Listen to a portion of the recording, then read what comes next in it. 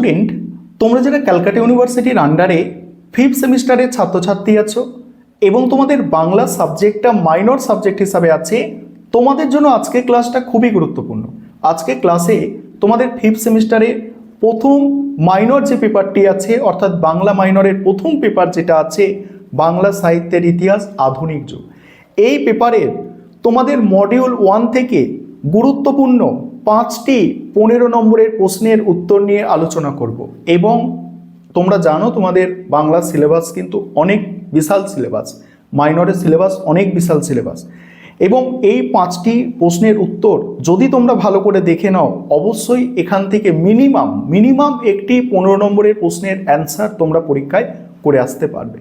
যে 5টি প্রশ্নের উত্তর আমি আজকে ক্লাসে তোমাদের সঙ্গে শেয়ার করতে চলেছি, প্রশ্নগুলো একটু শুনে নাও। প্রথম প্রশ্ন ফোর্ট উইলিয়াম কলেজের প্রতিষ্ঠা, উদ্দেশ্য এবং বাংলা গদ্য সাহিত্যে এর অবদান আলোচনা করো। দ্বিতীয় প্রশ্ন, রাজা রামমোহন রায়ের বাংলা গদ্যরীতি ও সাহিত্য ভাবনা বিশ্লেষণ করো। তাকে আধুনিক বাংলা গদ্যের জনক বলা হয় কেন? 3 নম্বর প্রশ্ন, ঈশ্বরচন্দ্র বিদ্যাসাগরের গদ্য শৈলী ও প্রবন্ধ সাহিত্যের পরিচয় দাও, তার সঙ্গেই আছে বাংলা সাহিত্যের ইতিহাসে তার গুরুত্ব নির্ণয় করো। 4 নম্বর প্রশ্ন, বঙ্কিমচন্দ্র চট্টোপাধ্যায়ের প্রবন্ধকার রূপে কৃতিত্ব আলোচনা করো, তার প্রবন্ধগুলির শ্রেণীবিভাগ করো। এবং শেষ গুরুত্বপূর্ণ প্রশ্ন 5 নম্বর প্রশ্ন, দেখো, প্রমোদ চৌধুরীর সবুজ পত্র পত্রিকার উদ্দেশ্য কি ছিল? বাংলা গদ্য সাহিত্যে তিনি চলিত ভাষারীতির প্রচলন কিভাবে চলিত ভাষারীতির প্রচলনে কিভাবে নেতৃত্ব দিয়েছে তা আলোচনা করো। এই গুরুত্বপূর্ণ 5টি প্রশ্নের উত্তর তোমরা দেখো, আমি স্ক্রিন রেকর্ডের মাধ্যমে আলোচনা করছি, আর এখান থেকে তোমরা মিনিমাম একটি প্রশ্ন 15 নম্বরের অ্যান্সার করে আসতে পারবে পরীক্ষায়। এবারে তোমরা প্রশ্নের উত্তরগুলি দেখে নাও। দেখো, মডিউল 1 থেকে প্রথম প্রশ্ন যেটা ছিল তোমাদের জন্য মোস্ট ইম্পর্টেন্ট প্রশ্ন, ফোর্ট উইলিয়াম কলেজের প্রতিষ্ঠা, উদ্দেশ্য এবং বাংলা গদ্য সাহিত্যে এর অবদান আলোচনা করো। অ্যান্সারটা তোমরা দেখো, প্রথমে ভূমিকা, তারপরেই হচ্ছে কলেজ প্রতিষ্ঠার উদ্দেশ্য। দেখো, কলেজ প্রতিষ্ঠার উদ্দেশ্য, তারপরে উইলিয়াম কেরি ও পণ্ডিত বর্গের যোগদান। নেক্সট দেখো, উল্লেখযোগ্য গ্রন্থ ও সাহিত্যকর্ম। আমি স্ক্রল করে যাচ্ছি কারণ এতগুলো প্রশ্নের অ্যান্সার একটি ক্লাসের মধ্যে পড়ে বলা তোমাদের কিন্তু সম্ভব নয়। তারপরে মূল্যায়ন ও সীমাবদ্ধতা আছে, দেখতে পাচ্ছ তোমরা, এবং উপসংহার দিয়ে অ্যান্সার শেষ করা হয়েছে। দ্বিতীয় প্রশ্ন যেটা ছিল, রাজা রামমোহন রায়ের বাংলা গদ্যরীতি ও সাহিত্য ভাবনা বিশ্লেষণ করো, তাকে আধুনিক বাংলা গদ্যের জনক বলা হয় কেন? এইভাবে প্রশ্ন আসতে পারে, রাজা রামমোহন রায়কে আধুনিক বাংলা গদ্যের জনক বলা হয় কেন? দেখো, একটু ভূমিকাটা পড়ছে, অ্যান্সারের কোয়ালিটিটা তোমরা দেখো।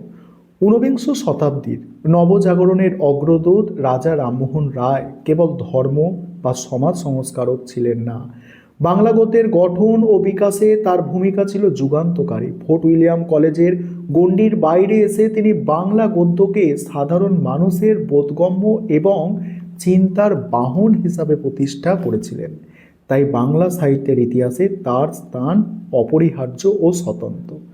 এবারে পরের পয়েন্ট, রামমোহন রায়ের সাহিত্য ভাবনা ও রচনাবলী।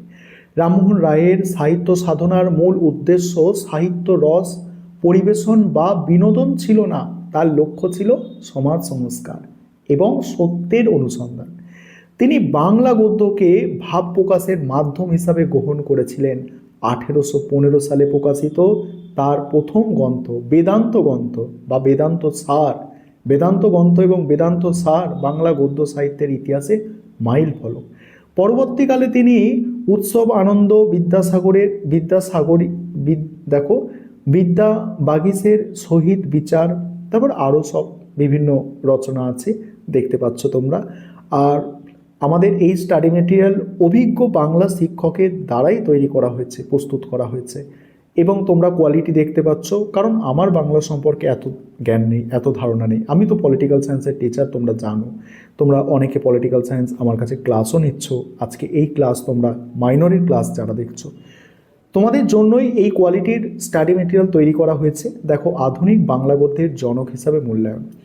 আর আরেকটা বিষয় তোমাদের বলবো যে তোমাদের জন্য কিন্তু স্টাডি মেটেরিয়াল রেডি আছে। তোমরা চাইলে আমাদের বাংলা মাইনর সাবজেক্টের স্টাডি মেটেরিয়াল পারচেস করতে পারো। এই কোয়ালিটির স্টাডি মেটেরিয়াল আছে তোমাদের। এবারে তোমরা অনেকে বলতে পারো, স্যার বই পড়লে কি ভালো এই নোটসের থেকে? দেখো, বই পড়া সবার পক্ষে সম্ভব নয়, সেটা একটা সময় সাপেক্ষ ব্যাপার। এই যে তোমাদের সিলেবাসটা আছে না বাংলা মাইনর, এই সিলেবাসের উপর কত মিনিমাম 5টা বই, আমি মিনিমাম বললাম, আরও বেশি হতে পারে, মিনিমাম 5টা বই পড়তে হবে। মিনিমাম 5টা বই পড়তে হবে, তবে তুমি সিলেবাস কভার করতে পারবে। এবং যদি তুমি দেখো এক একটা বইতে মিনিমাম 200টা পেজ থাকে, ঠিক আছে, 1000 পেজ তোমাকে ঘাঁটাঘাঁটি করতে হবে।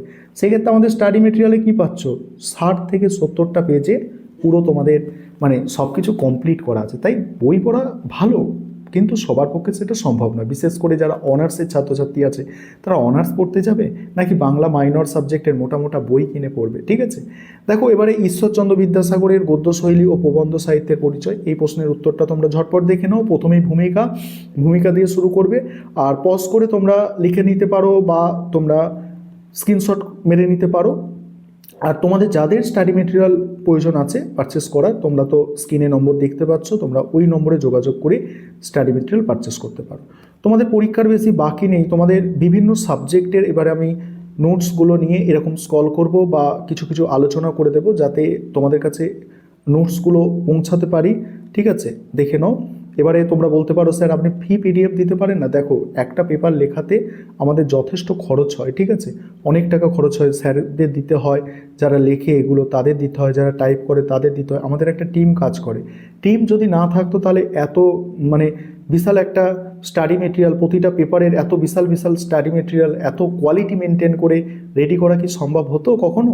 ঠিক আছে, তাই জন্য তোমাদের জন্য যথেষ্ট পরিশ্রম করে, আমি একা নয়, তোমরা অনেককে হয়তো দেখতে পাচ্ছ না, তারাও কাজ করছে। ঠিক আছে, আমাদের একটা সমস্যা এখন বর্তমানে যেটা দেখা যাচ্ছে, সেটা হচ্ছে ফিলোসফির একটা টিচার আমাদের খুব দরকার। বিভিন্ন সাবজেক্টের টিচার আছে, কিন্তু ফিলোসফির একটা ভালো টিচার পাওয়া যাচ্ছে না। ঠিক আছে, ফিলোসফির একটা টিচার খুব দরকার, সেটা আমরা দেখছি কি হয়। তারপরে প্রশ্ন যেটা ছিল যে প্রমোদ চৌধুরীর সবুজপত্র পত্রিকার উদ্দেশ্য কী ছিল? বাংলা গদ্য সাহিত্যে তিনি চলিত ভাষারীতি প্রচলনে কিভাবে নেতৃত্ব দান করে। দেখো ভূমিকা, তারপরেই আছে দেখো সবুজপত্র পত্রিকার উদ্দেশ্য ও প্রকাশ। দেখো এইভাবে আমাদের অ্যান্সার রেডি করা হয়েছে, দেখতেই পাচ্ছ তোমরা। তারপরে দেখো উপসংহার দিয়ে শেষ করা হলো। এবং তারপরে প্রশ্ন বাংলা মানে সাময়িক পত্রের উদ্ভব ও প্রাথমিক বিকাশের ইতিহাস আলোচনা করো। এই প্রশ্নের অ্যান্সারটাও দেখে নাও। আমি তোমাদের 5টা প্রশ্ন বলেছিলাম, কিন্তু তার থেকে বেশি প্রশ্নের অ্যান্সারই তোমাদের সঙ্গে আমি শেয়ার করে নিচ্ছি। অর্থাৎ আমাদের মডিউল 1-এ যত প্রশ্ন আছে স্টাডি মেটেরিয়ালের মধ্যে, মডিউল 1টা পুরো তোমাদের বড় প্রশ্ন তোমাদের সঙ্গে শেয়ার করে নিচ্ছি। তোমরা বুঝতে পারবে যে আমাদের স্টাডি মেটেরিয়ালের কোয়ালিটি কী আছে, বা তোমরা অনেকে জানতে চাও যে আমাদের কিভাবে নোটস লিখতে হবে, কি পয়েন্টগুলো যুক্ত করতে হবে। তোমরা সেক্ষেত্রে বুঝতে পারবে যে এই পয়েন্টগুলো যুক্ত করব, বা এগুলো যুক্ত করে এইভাবে উপস্থাপন করলে আমরা ভালো নম্বর পেতে পারবো। ঠিক আছে, দেখো তোমরা প্রশ্নের উত্তরগুলো দেখে নাও, সম্পূর্ণ প্রশ্নের উত্তর দেখে নাও। আমাদের কমপ্লিট হয়ে গেল। এই ছিল তোমাদের মডিউল 1 থেকে সমস্ত বড় প্রশ্নের উত্তর।